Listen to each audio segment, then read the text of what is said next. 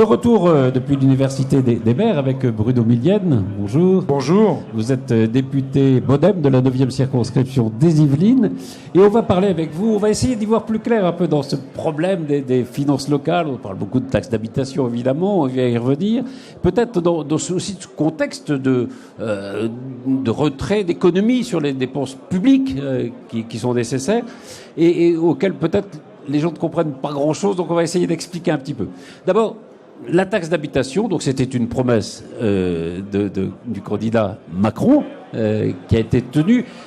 80% d'ici 2022, c'est ça ? Non, le dernier paiement de la taxe d'habitation interviendra pour l'année 2022. En 2023, plus personne n'en paiera. En 2023, plus personne ne paiera de taxe d'habitation, donc ça sera égalité pour tout le monde. En quoi c'était une mesure importante, ça, de supprimer la taxe d'habitation ? Alors, la taxe d'habitation, alors après, on peut être d'accord ou pas avec cette théorie, bien évidemment. Moi, j'ai pas de souci là-dessus. Mais la taxe d'habitation, pour nous, c'était l'impôt le plus injuste pour les Français en termes de pouvoir d'achat. Pensez par exemple que dans certaines communes rurales des Yvelines, on paye à surface égale plus de taxes d'habitation que quelqu'un qui habite le 7e arrondissement de Paris. Il y a comme une espèce de truc complètement aberrant. Donc on a décidé tout simplement de la supprimer parce que c'est un impôt qui n'est pas lisible pour les citoyens et qui est surtout excessivement injuste, pas du tout équitable.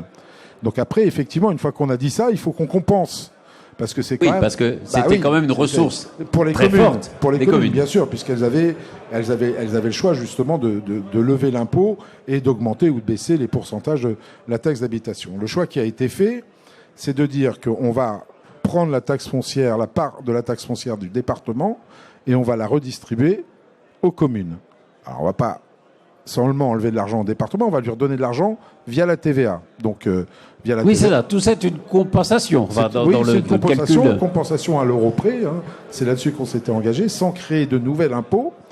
Ce qui est important de savoir, notamment pour les communes, on va dire les petites communes, c'est que le fait de donner la taxe foncière aux communes va provoquer des sur- ou des sous-compensations pour les communes. Celles qui seront en surcompensation jusqu'à 10 000 euros, je pense que le seuil va être aux alentours de là. Il n'est pas défini parce qu'on va en discuter là dans le projet de loi, mais ça va être autour de là. On leur laissera les 10 000 euros. Ça sera 10 000 euros supplémentaires pour eux. Et celles qui sont sous-compensées, on paiera la sous-compensation à l'euro près. On a estimé ça à peu près 1 milliard d'euros. Pour que, effectivement, toutes les communes retrouvent exactement les mêmes bases de recettes qu'elles avaient avec la taxe d'habitation. Donc l'engagement, c'est pas de perte de recettes, au fond, pour les communes. Pas de perte de recettes. Alors après, évidemment, les maires, à juste titre, nous disent oui, mais alors on n'a plus aucun lien finalement fiscal avec nos administrés. Il n'y a plus aucun lien entre les administrés et le maire. Sauf que comme on leur donne la part de la taxe foncière, ils pourront jouer dessus sur le taux. Donc le lien reste de toute façon entre les administrés et les élus de la municipalité. Alors, tout ça s'inscrit évidemment dans un contexte qui est général, qui touche l'État, qui touche, on le voit avec beaucoup de manifestations, qui touche les communes, qui touche les départements, qui est la nécessaire politique d'économie des dépenses publiques. Alors, ça va avec ça. Mais alors, les choses ne viennent jamais par hasard, Patrice, vous savez très bien. Ça fait depuis que MAPTAM et NOTRe ont été votés, qu'on demande effectivement aux intercommunalités, aux collectivités en général, de réduire la voilure sur leurs dépenses. On se souvient que le précédent gouvernement avait baissé considérablement les dotations globales de fonctionnement. Oui, ça avait commencé sous voilà, mais ils avaient baissé l'argent même que l'État donnait. Donc, depuis qu'on est arrivé en 2017, on est resté sur le dernier taux et on a laissé ce taux-là. Il n'y a pas de baisse de la DGF depuis 2017 et cette année, il y aura même 1 milliard d'euros de plus pour l'investissement qui sera donné aux collectivités. En échange de quoi, on a quand même demandé aux collectivités d'être un petit peu plus sérieuses, ça ne veut rien dire, mais en tout cas de faire attention aux deniers publics. Et donc, on a passé ces contractualisations qui, sur la partie fonctionnement, encore une fois, sur la partie fonctionnement, recadrent un petit peu les choses en leur demandant de ne pas dépasser de plus 1,2% les dépenses de fonctionnement année après année. Pratiquement toutes les collectivités ont signé et on peut dire que le taux de retour est assez impressionnant puisque toutes quasiment sont restées dans les plus 1,2% et même certaines ont été en dessous, même en dessous de 1% d'augmentation, donc c'était faisable. Alors, ça mérite peut-être une petite explication, c'est que quand ces intercommunalités se sont créées, comme il y a eu énormément de transferts de compétences, etc., la mutualisation, au départ, ça accentue la mutualisation les dépenses, a provoqué un surplus. Un surplus de dépenses. Un surplus de dépenses parce que un surplus de personnel. Après, de la même façon que la régionalisation, la réforme de la régionalisation a coûté plus cher que les régions coûtaient avant. C'est exactement le même mécanisme. Donc là, en revenant à des gestions qui sont plus normales, en tout cas plus en adéquation avec la politique de leur territoire, ils ont réussi à faire l'effort qui était demandé. Et pour cela, on doit les féliciter. Alors, il y a un problème un peu politique aussi, et même démocratique qui se pose. C'est au fond celui du contrôle par les citoyens des dépenses des maires, des dépenses de leurs élus. Est-ce que, justement, si on les prive de cette taxe d'habitation, vous le disiez, au début, ils ont dit, mais alors, comment les citoyens, quel va être nos rapports avec nos administrés? Est-ce que le contrôle par les citoyens est aussi simple qu'il pouvait l'être avec la taxe d'habitation, par exemple? Je ne sais pas si le contrôle par les citoyens via la taxe d'habitation... Oui, je ne sais pas s'il était très fort, mais... C'était pas vraiment clair, parce que, franchement, je serais curieux de savoir quel citoyen comprend exactement la taxe d'habitation qu'il paye et à quoi elle sert. Je pense qu'il faut qu'on change un petit peu de paradigme dans notre relation, justement, aux citoyens, et ça commence dès l'échelon local. C'est-à-dire qu'il n'y a pas de honte à montrer le budget de la municipalité, et les dépenses qu'on engage et les investissements qu'on fait. Je pense qu'il faut être assez clair à ce niveau-là et assez transparent avec les citoyens. Ils peuvent le comprendre. Par exemple, moi je sais, et ça se fait en général de façon systématique, quand un nouvel élu arrive dans une mairie, quand il vient d'être élu, qu'il a battu un sortant, etc., la première des choses qu'il fait, en général, l'élu, c'est de demander un audit financier. Oui, tout simplement pour savoir où il en est de la situation financière.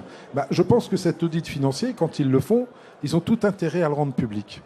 Tout intérêt à le rendre public et à expliquer aux citoyens. Je pense que pour avoir une meilleure lisibilité de l'action de la municipalité, en dehors des choses qu'on voit sortir, des maisons de santé, une école qui est rénovée, une église qui est rénovée, un marché qu'on invente, des commerçants qui se mettent en place. Tout ça, c'est des réalisations qu'on voit parce qu'on les voit de nos yeux, mais il faut aller plus loin dans l'explication aux citoyens et travailler plus avec eux. Je pense que les gens l'ont exprimé, la crise des Gilets jaunes, mais même avant, je pense que l'élection d'Emmanuel Macron n'est pas étrangère non plus à une certaine appétence pour les gens, sans pour autant s'engager sur des listes municipales, législatives ou autres, mais une appétence pour les gens à la vie de la cité, à participer à la vie de la cité, mais au sens grec du terme, dans le sens noble du terme. Donc il faut qu'on accompagne les citoyens là-dedans, en travaillant de plus en plus avec eux, en étant de plus en plus transparent avec eux. Et à essayer de faire comprendre ce qu'est aussi cette fiscalité qui est assez complexe. Il y a une autre question qui est aussi une question démocratique. Vous parliez des Gilets jaunes, c'était une des questions que ça posait, et que pose le problème des finances locales, c'est celui de la cohésion nationale, de la cohésion des territoires au fond. Parce qu'il y a une forte inégalité dans les revenus des communes, dans les revenus même des collectivités locales, des départements aussi. Est-ce que le rôle de l'État aussi, c'est de compenser peut-être ces inégalités? Là, il y a deux choses. Il y a la dotation globale de fonctionnement que l'État vote, qui est stable depuis 2017, on vous l'a dit. 2017, on a gardé le niveau de 2017 et qui n'a pas bougé. Et après, il y a un mécanisme excessivement compliqué qui passe par le comité des finances locales, qui est géré par des élus. Là, l'État n'est plus pour rien. L'État donne une somme globale nationale. Après, le comité des finances locales, lui, fait la péréquation et la distribution jusqu'à la commune par commune. Et là, effectivement, il y a, je ne sais plus combien de critères, je crois qu'il y en a pas loin de 42 critères pour faire ce calcul-là. C'est très compliqué, je crois que plus personne n'y comprend rien. Un jour ou l'autre, il va falloir qu'on revoie un petit peu ce calcul-là. Personne n'ose aujourd'hui le mettre parce que c'est très très compliqué entre les péréquations, etc. Alors j'entends beaucoup de maires ruraux, et je les entends, je les comprends. Oui, vous les connaissez, vous les voyez. Je les connais bien, qui râlent en disant voilà, moi j'ai plus rien, alors j'en ai marre de payer, moi je fais une gestion saine de ma municipalité, de ma commune, et je paye pour ceux qui dépensent l'argent sans compter. C'est pas aussi simple que ça. Pas aussi simple que ça, bien sûr. La péréquation, ce n'est pas que ça. Mais je pense qu'il va falloir là. Dans la réforme de la fiscalité locale qu'on met en place, on veut déjà plus de visibilité pour les citoyens et plus de visibilité pour le bloc communal aussi, pour qu'ils sachent exactement à quoi s'attendre.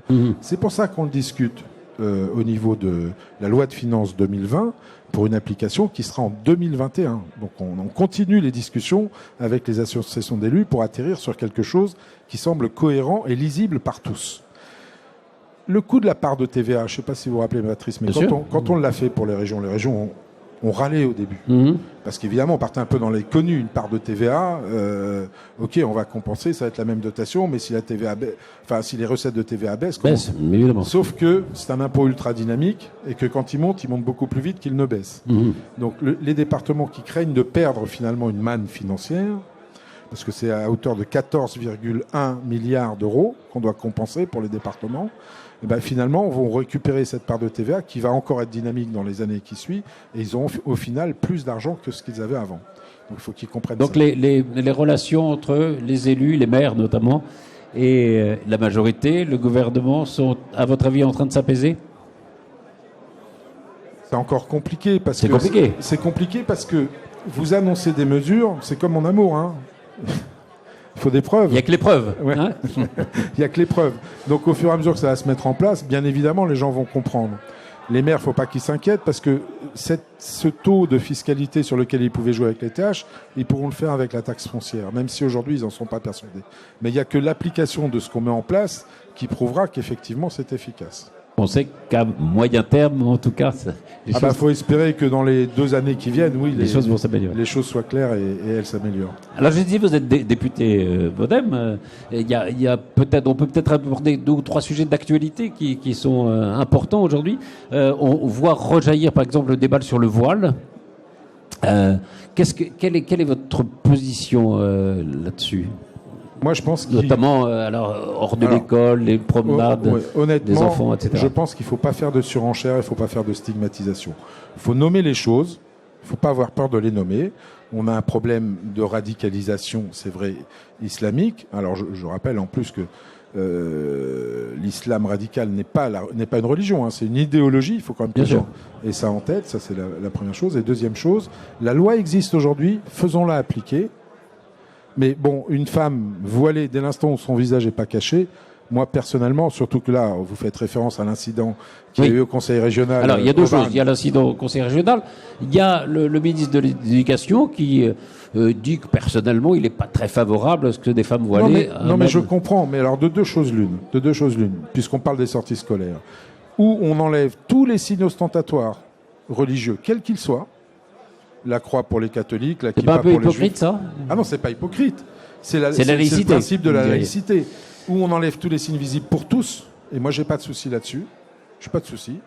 Ou alors, si on les autorise dans l'espace public, à concurrence pour le voile, justement, que les femmes ne soient pas intégralement voilées et qu'on puisse voir leur visage, et à ce moment-là, ça ne me gêne pas dès l'instant où il n'y a pas de prosélytisme qui est fait dehors, en sortie scolaire, où on ne s'aperçoit pas. Bien sûr. Voilà, c'est juste ça. Donc, pour moi, il n'y a pas de problème, c'est un faux débat. On politise la chose parce que ça fait longtemps qu'on aime politiser cette chose-là.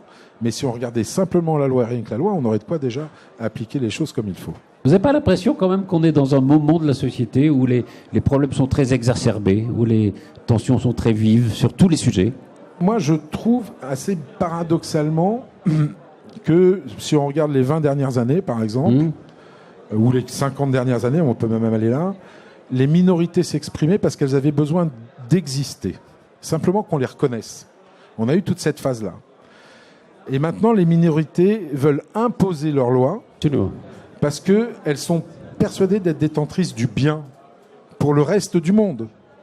Mais non, comme les lois des minorités devaient devenir les lois générales, absolument. Oui, mais sauf que ça ne marche pas comme ça, la démocratie. Aucune minorité ne peut imposer ses vues à tout le monde. Et la liberté de chacun, elle doit être respectée. Et effectivement, on devient, là, il n'y a plus beaucoup de médiation, on le voit, avec des associations véganes, avec des associations même environnementales. On a vu Extinction Rébellion, je suis désolé. Absolument. Voilà. Toutes ces manifestations qui sont basées sur le déni de l'autre, sur la haine. Une certaine violence. Et une certaine violence. Eh bien, il faut qu'on les combatte absolument parce qu'il en va de l'avenir de la démocratie, en fait. Merci infiniment, Véronique. Merci à vous. Merci.